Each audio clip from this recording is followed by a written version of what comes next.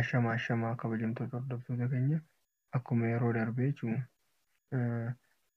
chaapitar 5 paartii 1 waliin ilaallee har'a immoo chaapitar 5 paartii 2 fi isa dhumaa qabannee dhiyaannee jira jechuudha.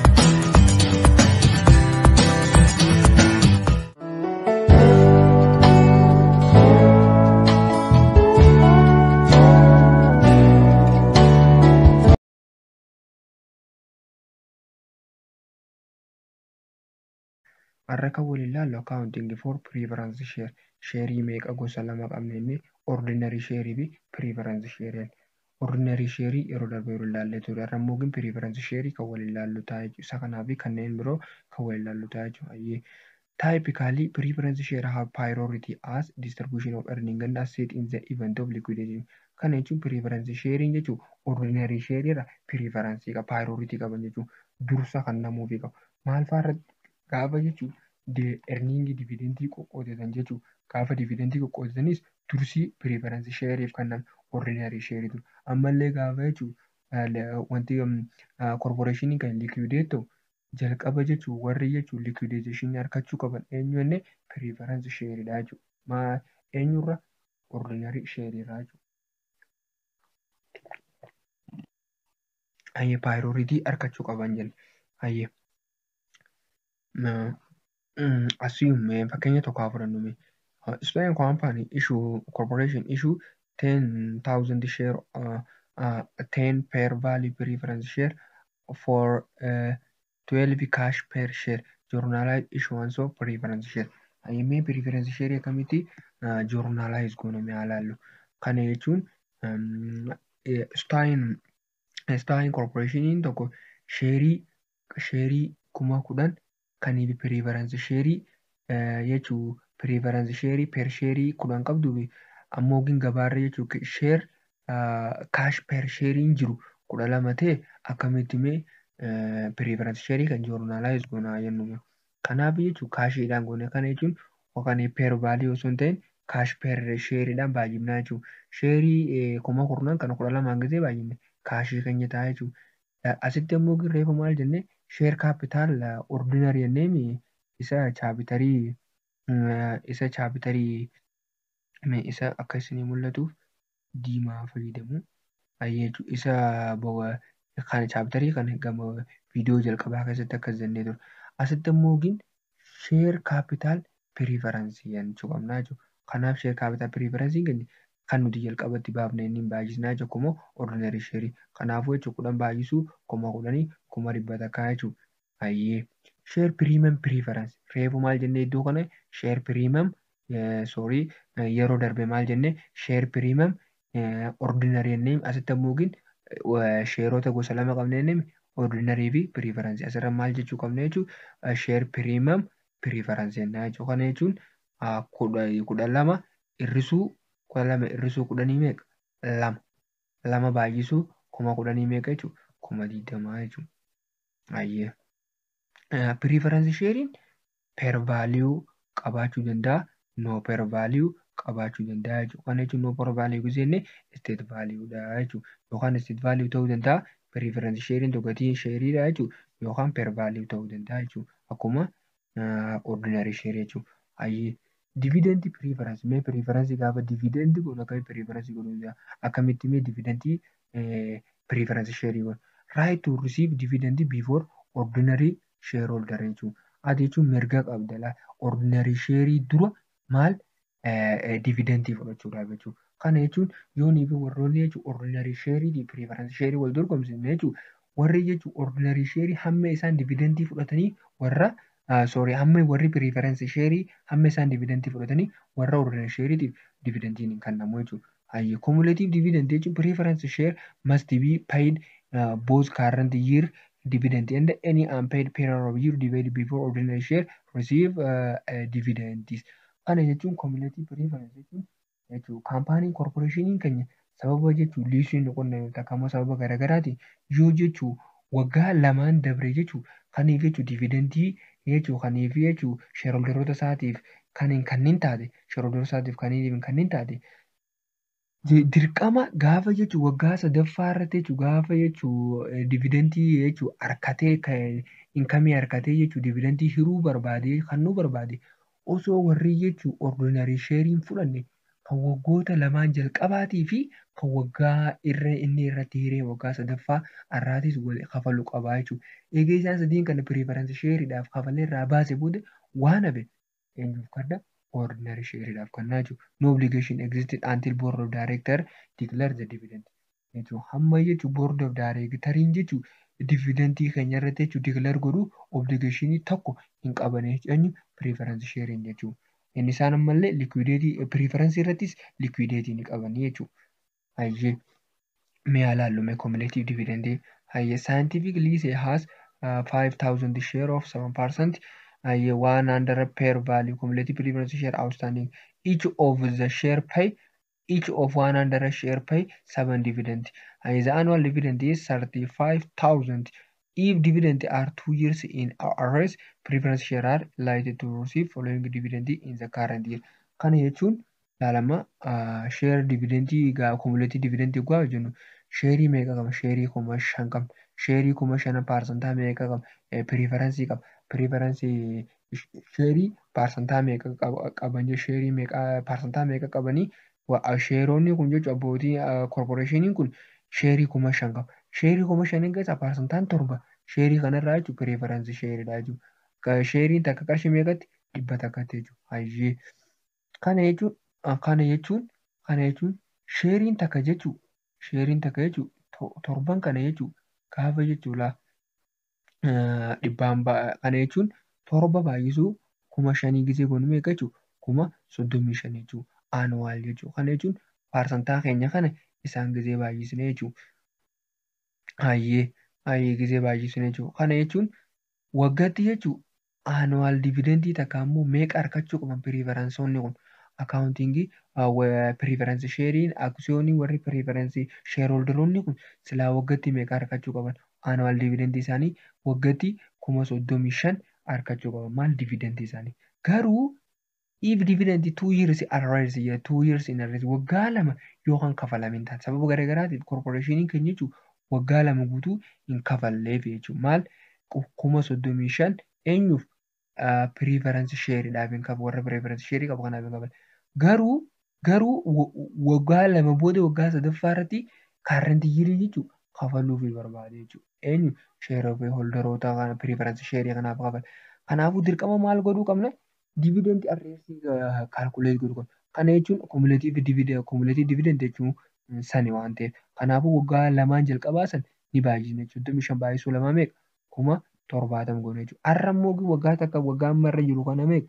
35 jechuudha. Maaliif kanaafuu meeqa walirratti jechuudha 100,000 fi 5,000 kafaluu qabaa jechuudha. 100,000 fi 5,000 kafaluu qabaa jechuudha. Waggaa meeqatti waggaa sadii. Eenyuuf piriifaransi sheer holdarootaaf jechuudha.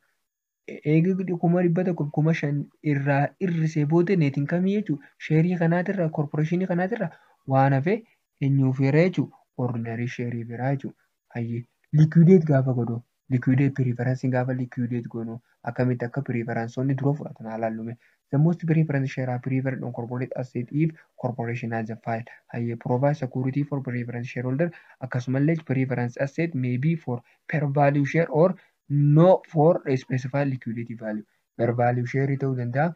Sheeriin jechuun gatiin isaa yookaan estate value ta'uu danda'a jechuudha. Gaafa liquideet godhamuu jechuudha. Preference sharing jechuudha. Hayyee kabajamtoota hordoftoota keenya kan itti aansinee ilaallu dividendiidha jechuudha. Dividend jechuun distribution of the cash of shareholder on the proprietor. Kana jechuun gaafa jechuun kaampaaniin keenya tokko jechuudha. Gaafa kaampaaniin keenya piroofitii wayii takkaammoo daldala wayii gaggeesse gaafa daldala wayii gaggeessee piroofitii wayii harkaa takkaammoo dividendii gaafa hiruu barbaade karaalee meeqaan hiruu danda'a jennee kanaafuu kaashiin kanuu danda'a, propertiin kanuu danda'a, sheeriin kanuu danda'a, skuriip kanuu danda'a jechuudha. Kana jechuun yookaan immoo distribution of the cash gaafa kan kaashii qoqqooduu danda'a yookaan sheerii sheerholderootaaf qoqqooduu danda'a. Share to shareholder or what? Proprietor'dhaan jechuudha. Hayyee kanaafuu mee akkamitti akka taayipoo dividendii keenya kana sheerholderoota keenyaaf akkamitti akka qoqqoodnu haa waliin ilaallume. Hayyee Gaafa jechuun dividendii qoqqoodnu jechuun gaafa dividendii jechuun hojjennu wantoonni nuti beekuu qabnu waa sadii jira jechuudha. Declaration date, record date and payment date dha jechuudha. Declaration date jechuun gaafa kamii jechuun boordiin jechuun sheeriin kun jechuun dividendii guyyaa kanaa gaafa kanaa dividendii haa hiramu jedhee gaafa boordiin declare godheen. Inni lammaffaa record of the date jechuudha. Deetii gaafa jechuun namni sheerii haaree bitatu san dividendii kana fudhachuudhaaf eligibiliidha jennee adda baasu. Sadaffaan payment date jechuun guyyaa jechuun dividendiin san itti bahu yookaan itti kafalamu jechuudha. Hayyee kaashii dividendii isaanowwan type of dividendii keessa kaashii haa ilaallume. Hayyee korporeeshiniin tokko jechuun pay cash dividendii it must have waa meeqa of keessaa qabaachuu qaba. Retain earning tokko adukeet kaashii tokko of keessaa qabaachuu qaba malee declaration of dividend by board of directors jiraachuu qaba. Kana jechuun retain earning payment of cash dividend from retain earning is legal. No all jurisdiction. Kana jechuun retain earning jechuudha dividendii kafaluudhaaf retain earning keenyarra gadabiin jechuun seeraa takka immoo leegaalii yoo jiraachuu baate wanni seeraan jechuun akka nuti hin kafalle nu goone jiraachuu baannaan wanni sun leegaalidha jechuudha. Kanaafuu leegaalii ta'uu qaba jechuudha. Kana jechuun seerri daangessu jiraachuu hin qabu jechuudha. Ammallee adukeet kaashii qabaachuu qaba jechuudha. Maal dividendii kafaluudhaaf jechuudha. Adukeet kaashii yoo lafaan qabaanne kaashii kafaluu hin danda'u jechuudha. Ammallee sadaffaan boord of daayireekteriin kaashiidhaan kafalamuu qaba jedhanii guyyaa moggaa digilar godhuu qabanii jechuudha. Fakkeenyaaf fudhannee Desembarii takka irratti board of the director of media general the director of media general declared 0.5 per share cash dividend on 100,000 share of 10 per value of the share. If dividend is payable on June 20, shareholder of record on December 22. Hayyee kaashii dividendii nuti meeqa godhuu qabna? Kaashii dividendii jennee kaashii dividendiin keenya meeqa? Ordinary sharing 0 duwwaa tuqaa 5 baay'isuu 1,100 kaa'u. Meeqa jechuudha? 50,000 jechuudha. Dividendii payabilii meeqa kafaluu qabna? 50,000 kafallaa jechuudha. Declaration deetii irratti jechuudha. Hayyee record deetii irratti no intarii goonaa jechuudha. Hayyee payment deetii guyyaa kamaa kafalamu jedhanii board of directoriin declare godhan maal irratti? Waan declaration meeqa declare godhan kaashii dividendii 5,000. 5,000 kun meeqa guyyaa kamirra declare haa ta'u jedhanii guyyaa kamaa kafalamu jedhanii murteessan Janawaarii 20 jechuudha. Janawaarii 20 jechuudha. Kanaafuu dividend payable jennee maal goona? Dibeet goona meeqaan? 50,000 kaashii meeqaan kireedit goona? 50,000 jechuudha. Hayyee meeqa fa'aa allocate goonu kaashii dividendii warra sheerii lama qabna jennee ordinary sheerii preference sheerii meeqa fi jechuun kaashii keenya kana irru ordinary preference meeqamee adda baasuu dandeenya takka immoo meeqamee isaaniif allocate godhuu dandeenya jennee yoo ilaallu.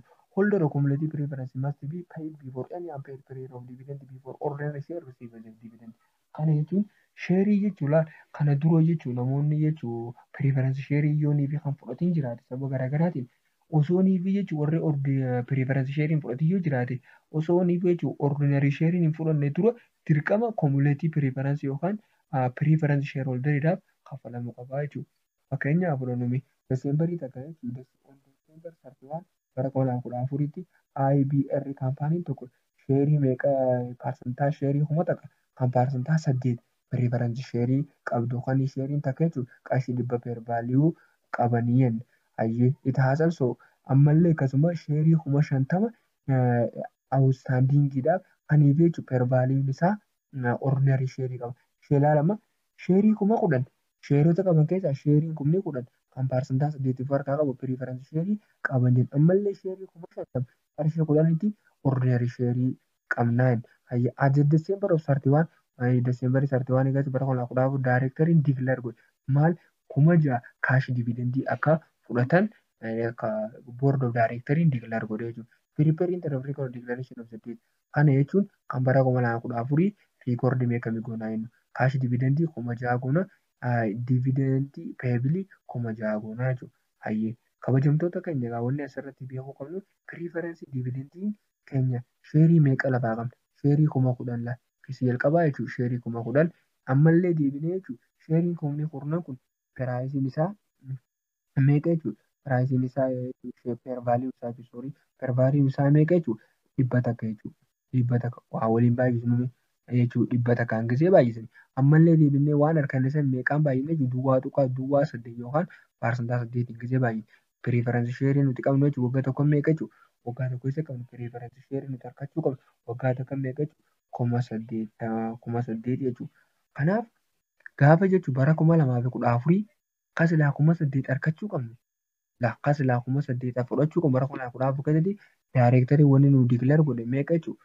6,000 qofaa jechuudha. Kanaafuu meeqaan nurratti hafee jechuudha kun bara 2014 jechuudha kumuleetii piriiferansii meeqaan nurratti hafee jechuudha. 2,000 nurratti hafee jechuudha. 8,000 hir'isuu 6,000 2,000 nurratti hafee jechuudha. Hayyee bara 2015 mee bara 2015 50,000 dividendii warra jechuudha sheerolderootaaf jechuudha. Kaampaaniin kun jechuudha walii dikileer godhe jechuudha. Dividendii hiruudhaaf irra walii gale. Qarshii meeqa qarshii 50,000 kaashii dividendii kennuuf irra walii galan dikileer godhe jechuudha. Boordiin hayyee gaafa jechuudha 50,000 kana jechuudha bara 2015 sheerolderoota keenya kana biraan geenyu arreersii nuti qabnu jechuudha kumuleetii piriiferensiin bara 2014 nurra jirti. Meeqaan nurra jira? 2,000 nurra jira. Kanaafuu jalqaba 2,000 sana katabannee jechuudha. 2,000 sana katabannaa jechuudha. Meeqarraa silaa meeqa kafalame waggaa tokkotti jechuudha qarshii 8,000 kafalama. Yommuu bara 2014 meeqa kafalan 6,000 kafalame jechuudha. Meeqaan nurratti hafe 2,000 nurratti hafe jechuudha. Hayyee 2,000 qabne jechuudha. Bara 2015 immoo meeqa kafalame waan tokko wayii irraa kafalle kanaafuu bara 2,000 meeqa jechuudha 8,000 jechuudha. Kanaafuu kan waggaa jalqabaa meeqa? Kan waggaa jalqabaa 2,000. Kan waggaatti aanu bara 2015 meeqa? 8,000 wal irra meeqa? 8,000 jechuudha. Kana 10,000 jechuudha soorii. Kanaafuu jechuudha 50,000 kan irraa hir'isne jechuudha. Kurnan kan hir'isuu 50,000 meeqaa jechuudha 40,000 jechuudha. 40,000 kana ammaan booda akkaataa jechuudha sheerholderoonni keenya jechuudha kaapitaala isaan kontarbiit godhaniin hirraafii jechuudha. Ordinarii sheeridhaaf reeyaalookeet goonaa jechuudha. Kanaaf gaafa jechuudha piriipeer intarneet riikoordii goonu kaashii dividendii 50,000 dividendii beebilees 50,000 goonaa jechuudha. Hayyee kabajamtoota hordoftoota keenya akkuma kaashii dividendii ilaalle sheer dividendii yoo ilaallu prorata distribution of corporation of the share jechuudha. Sheeriin keenya jechuudha gaafa jechuudha corporationiin keenya idda kaashii kan nuufirra gooniif sheerii kan nuuf walii galee gaafa sana jechuun riizaaltii maalirraa kan ka'e riizaaltii digiriisiingii riiteen erniingila. Kana jechuun gaafa jechuudha sheer dividendii goonu riiteen erniingiin keenya digiriis ta'a wanni beeku qabnu. Ammallee inkiriis ta'a maal kaapitaalii fi sheer piriimaamiin keenya jiru. Kana jechuun number of the share owned increase but the percentage of company owned remains the same jechuudha. Kana jechuun sheeruma nuti asii qabnu kana asitti adda qoonnee malee sheerii haaree biraa takka immoo sheerii gatii isaa gabbuusnee ol hin buusne jechuudha. Kanuma jechuun distarbiit goonee kanaafuu waan ta'eef number of the sheerii keenya dabalaa jiru. Sheeruma keenya ilaala asitti hedduummaatee garte asii sheeriin afurii number of the sheeries increase laalala meeqa jechuudha sheerii firii afur qabna lammas fakkeenya sarbuun asii gisee furan immoo sheerota hedduummeessine jechuudha asittis 10 akkana bifa kana hedduummeessine garuu percentage of the company owner remains the same jechuudha. Percentage meeqa asittis 10 jechuudha. Kanaafuu wanni qayyarame hin jiru jechuudha. Maal before osoo niif jechuudha sheer dividendiin gooniin duraabe egaa sheer dividendii goonii booda jechuudha. Kaampaaniin keenya mee maaliif sheeriidhaan iddoo kaashii kan nurre sheerii kan nuuf maaliif filataa jennu rizinii isaa haalaallu jechuudha. Hayyeetu qofa satisfy shareholder dividend expectation without spending of the cash. Kana jechuun shareholderoota isaa jechuudha yoo gammachiisuu barbaade maal kaashii ifaa ta'an qabu garuu iddoo isaan kaashii dividendii dhabanirra yoorii sheerii hiree boojee sheerii gaafanii hiree fi satisfy godhudha eenyu shareholderoota. Inni lammaffaan amma market increasing marketability of corporation share. Kana jechuun sheerii jechuun heddummeessee gaafa isaanii gurguru jechuudha.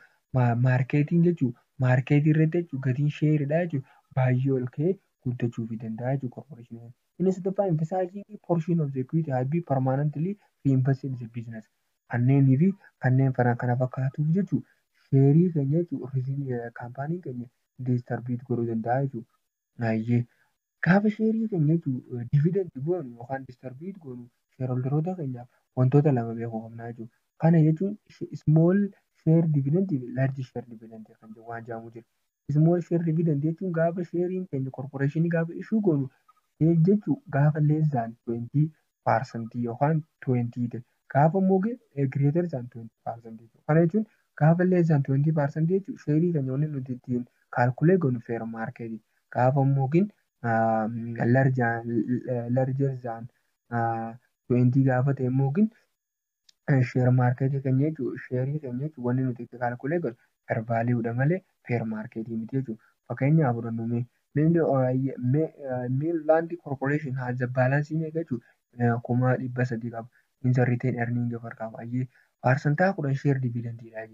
Kana sheerii meeqa sheerii 50,000 qarshii meeqa qarshii 10 kaarrantii immoo per maarkeetii meeqa 15 gaafa amma 10% asitti amma parsantaa meeqa qabna parsantaa kun kana jechuun 20% fi gadi kanaafuu fair maarkeetii fudhannaa jechuudha. Kanaafuu 50,000 keenya kana jechuun meeqaan baay'isna jechuudha 15 baay'isna jechuudha. Kanaafuu 15 baay'isnee kurnan kanaan deebisnee baay'isna meeqa ta'a jechuudha 75,000 ta'a jechuudha. Hayyee sheer dividend ordinary sheer dividend distribuute nuti goonu immoo 50 ta'a jechuudha. 50 distribuute goonaa jechuudha dividendii keenya jechuudha. Sheer piriimiyomiin keenya meeqa jechuudha? Sheer piriimiyomiin keenya meeqa jechuudha? 15,000 hir'isuu 10 meeqa jechuudha? 5 baay'isuu meeqaa goone jechuudha? 5 baay'isuu 50 baay'isuu 10 gisee goone meeqa jechuudha? 25,000 ta'a jechuudha. Hayyee. Yookaan ammoo karaa biraatiin garaagarummaa as lamaan jidduu yoo ilaaltanii warra adreessaniitis sheer piriimiyam ordinary argachuu dandeessan. 75,000 hir'isuu 50,000 meeqa 50,000 jechuudha. Gaafa ishuu goonu ordinary sheeriin keenya jechuudha. Gaafa bakka tanatti jechuudha greater than gaafa iddoo kanatti iddoo kana sheerii gaafa ishuu gaafa meeqa jechuudha gaafa jechuudha greater than amma bakka ta'u naa godhuu qabdan iddoo kanatti jechuudha. Iddoo kanatti jechuudha irraa dagadee iddoo kanatti jechuudha wanni nuti godhuu qabnu gaafa sheerii keenya ishuu goonu gaafa kam greater than 20 yoo ta'e fakkeenyaaf 30% fa'aa jiru 30% fa'aa kaja'u taate jechuudha. Kana jechuun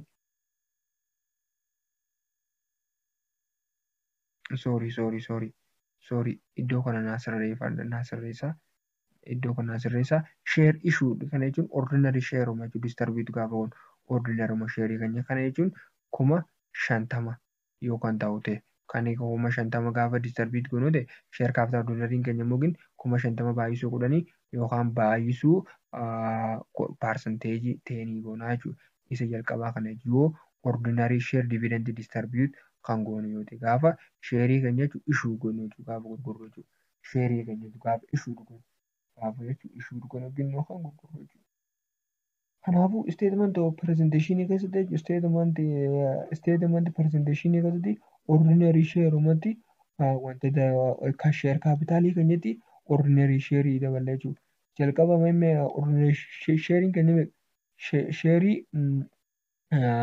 sheerii yoo nama fakkeenyaaf 500,000 yoo qabaanne ordinary sheer distribuute gaafa goonu kun asitti ordinary sheer distribuute gaafa goonu 50,000 yoo ishuu goone jechuudha. Isatti daanaa jechuudha. Kanaafuu meeqa ta'a jechuudha 500,000 fi 50,000 ta'a jechuudha. Hayyee effect on share of the dividends before is after is effect inni qabu haalaalluumee share dividend eega goone booda hayyee before dividends gaafa dividendii jechuudha. Sonii fi jechuudha dividendii sheerii keenya sheeriin gooniin dura sheer kaapitaaliin keenya meeqa 500,000 hayyee 500,000 sheer kaapitaaliin keenya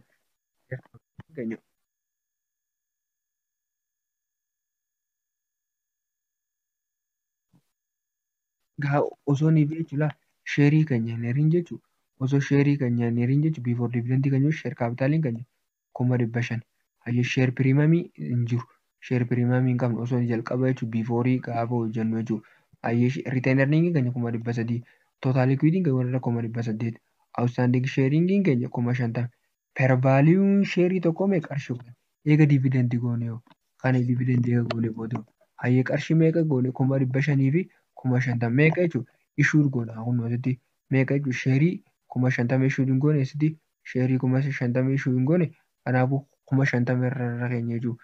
Kanaafuu meeqa ta'a jechuudha 500,000 fi 50 ta'u hayyee asitti haadhumna mallee adeemnu.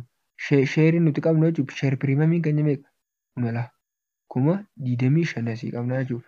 Kanaaf sheer piriimamii keenya 25,000 hayyee anayyee gaafa sheer piriimamii qabu retain earning keenya meeqa ta'a jechuudha Retained earningii keenya meeqa ta'a? 200,000 fi 25,000 jechuudha.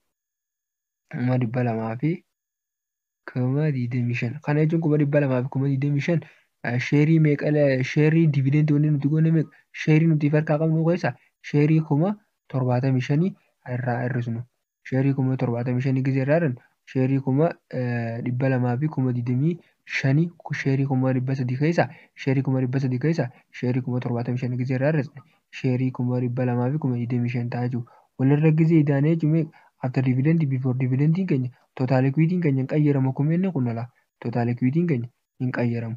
Total equity waata kan qayyaramne jechuudha gaafa sheerii dividendii goonu. Outstanding sharingin jijjiiramee jira.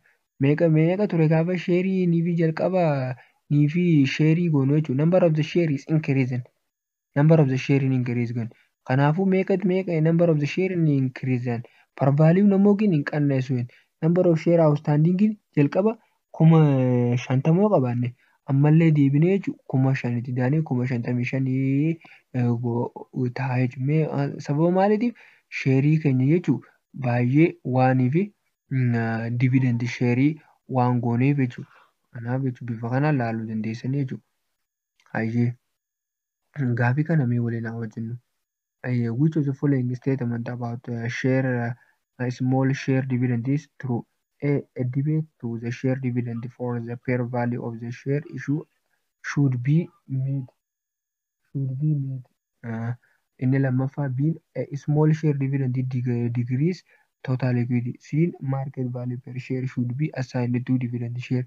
D a small share dividend ordinary will be no effect on book of value. Kanaafuu maal ta'a? C ta'a market value per share should be assigned to dividend share to the dividend share. Hayyee share split yoo jiraate hommaa qabdiin torban gaafa share split goonu. Hayyee sheerii keenya jechuun gaafa split ta'ee bakka bakka reduce market value of the share. Fakkeenyaaf sheerii tokko jechuun sheerii gaafa sheerii split goonu jechuun market sheerii irra jiru yoo sheerii 100 takkatti sheerii tokko gurgurre jechuun reduce goona jechuudha. Meeqa fakkeenya yoo bakka lamatti adda baase lamaaf yoo hirree jechuudha meeqatti jechuudha 50tti split reduce goona jechuudha. Bifa sana jechuudha. No entry record as a share split. Share split dhaaf jechuudha entry hin barreessinu. And decrease the pair value and increase the number of the share. Kana jechuun decrease pair value. Pair value tokko jechuudha. Pair value keenya 100 ta'eemi gadi hin qannasne meeqatti? Sheerii 50,000tti. 50 gadi hin qannasne 50tti. Number of the share noo meeqa jechuudha. Kanaafuu sheerii xifiidhaan hin daballe jechuun walakkaan hin daballe meeqa ta'a jechuudha sheerii 200 ta'a gisee san sheeriin dabalaa jechuudha. Amma sheerii isaa sheerii 100 gagaa sheerii vaaliyuu isaa sheerii duraan 100 ta'e sheerii vaaliyuu yoo niif akka gabbuutu taate lakkoofsi sheeriidhaa jechuun ni dabalaa jechuudha. Lakkoofsi walakkaan dabaluu danda'a. Fakkeenyaaf amma haalaallu mee asirra fakkeenyaaf haalaallu. Assume Melon Corporation split 15,000 ordinary share of 2 for 1 basis. Haalaallu before split after split equity ordinary sharing keenya jechuun share capital jalqabarra jechuun meeqa qaba? Sheerii ordinary sheerii 500 qaba. After split 500 qaba. Premium isaan lamaan biraan jiru. Retained earnings keenya asitti isa tokkuma after sharing tokkuma.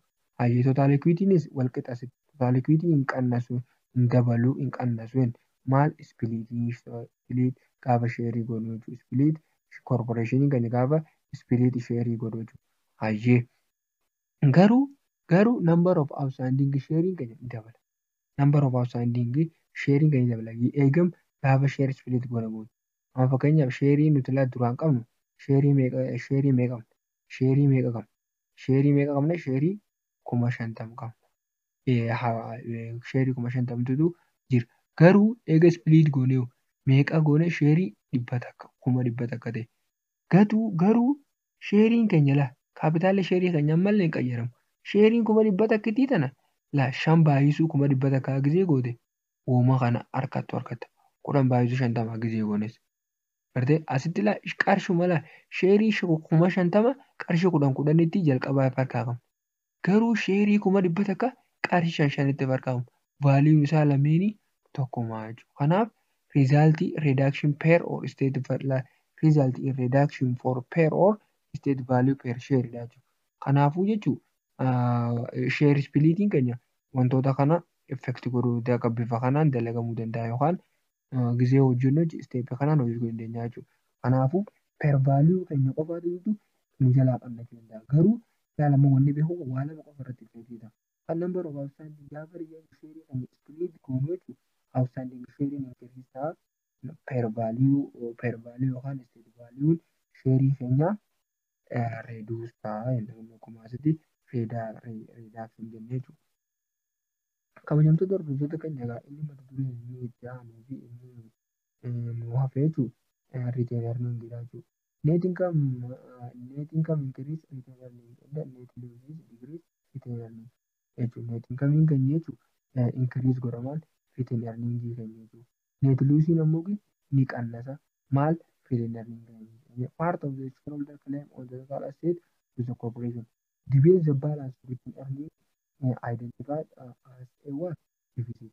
Gaafa jechuun return earning keenya dibeete akkamiin ilaalla jechuun ka deficit ilaalla. Fakkeenyaaf fudhannoo statement of financial position share capital share ordinary keenya 800 yoo ta'e return earning keenya gizee jalaa dibeet gizee ta'u meeqa jechuun 50,000. Kanaafuu maal irra hir'isinaa jechuun 700 fi 50,000 jechuun akka kasaaraan lakkaa'amu. Garuu kireedii silaa iddoo kana jechuun iddoo kana jechuun silaa kireeditii taate kireeditii gootu ni dabalaa jechuudha. Meeqa jechuun 800 ida'uu 50,000 ta'a jechuudha.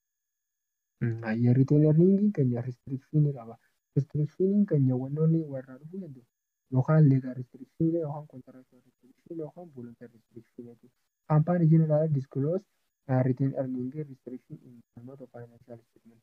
Financial statement tokko irratti jechuudha akka inni jiru restrictionii return earning gaafa hojjennu restriction kan jiraatu taate restrictionii keenya legal restriction jedhama contractual restriction voluntary restriction jedhee financial position irratti kaampaaniin keenya ibsu qabaa jechuudha.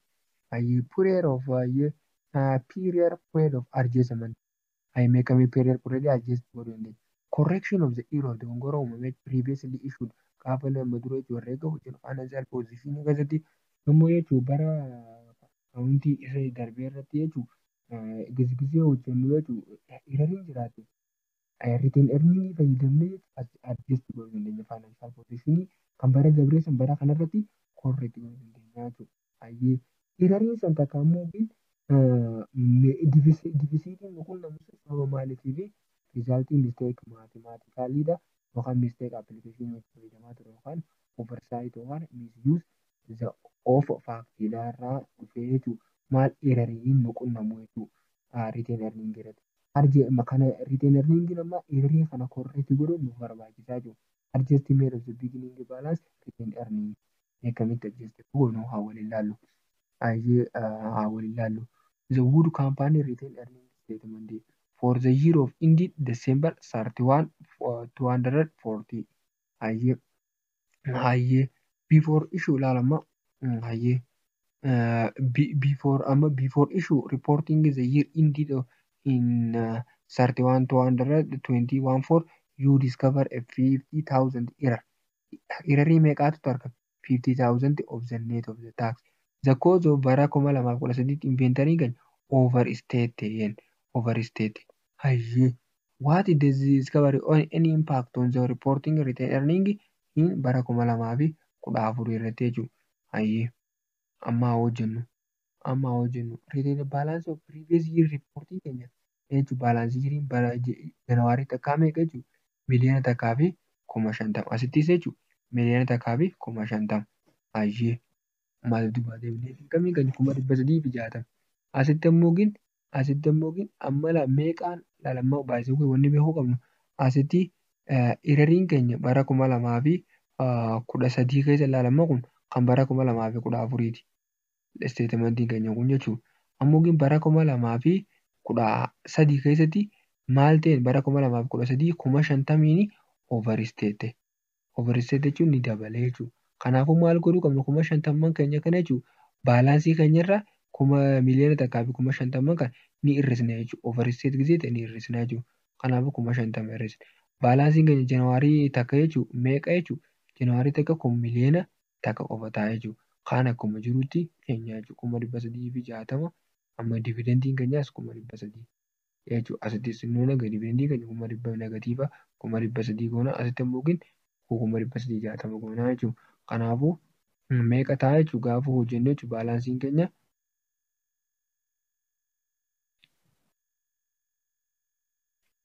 miliyoona takkaa fi 60,000 ta'a jechuudha. Miliyoona takkaa fi 60,000. Asitti immoo miliyoona takkaa fi 100,000 fi 10,000 tureemi. Kanaafuu 50,000 giseenii fi aniif jechuudha adjesti goonee sirreessinu. Retain earning statementii keenya meeqa nu dhufe jechuudha miliyoona takkaa fi 60,000 dhufaa jechuudha. Bifa kanaanii retain earning keenya jechuudha akkaawuntii bara darbee yoo ni beekanii jechuudha hirariin uumamtee jiraatu taate akka nuti sirreeffannuuf nu gargaaruu danda'a jechuudha. Retain earning jechuudha. Hayyee. Retain earning jechuun dibeetii fi kireeditii qaba. Kanaaf jechuun neetiliiwusii yoo nu qunname neetiliiwusii retain earning keessatti dibeet goona jechuudha. Ammallee overstatement yoo nu qunname neetiin kamii keenya overstate yoo nu qunname waan itti overstate ta'e san maal goona dibeet goona jechuudha. Kaashii dividendii ammallee sheer dividendii illee yoo jiraate sheer dividendii fi kaashii dividendii keenya illee dibeet ta'a jechuudha. Dispoozaalii illee tireejarii dispoozaalii illee yoo jiraate tireejarii dispoozaalii keenya illee maal ta'a dibeet ta'a jechuudha. Ammoo neetiin kamii fi adjustment of understating of neetiin kamii yoo jiraatan isaan lamaan kun maal ta'anii kireedit ta'anii jechuudha. Mee questionii kanaa hojjennu. All but one of the following reported retain earning statement. Exception. A. Cash and share dividend. B. Net income and net leave. C. Sum of disposal of treasury share below cost. D. Sale of treasury share and above cost jechuudha. Kanaafuu sale of treasury share above cost. Weesii qabna humna above cost yookaan share of treasury share maali? Humna laala sirtii adda baasuu dandeenya jechuudha salphatti. Kanaafuu share of treasury share above cost kan jedhu kana taati jechuudha. End of chapter 5 yookaan accounting for financial finance jechuudha. Kanaafuu kabajamtoota hordoftoota keenya kanarraa kanuma asirra raawwannu ta'a. Yeroo keessan gaarii qaarsaa isin wajjin kafaltanii nu wajjin turuu keessanii baay'ee galatoomaadha. Komantii nu godhuu hin dagatinaadha. Kanarraa kanuma asirra raawwannu ta'a. Yeroo hiriyoota keessan jechuun ni fayyadattanii kaa'amuu danda'a. Laayik sheer gochuu hin dagatinaa. Nagaatti.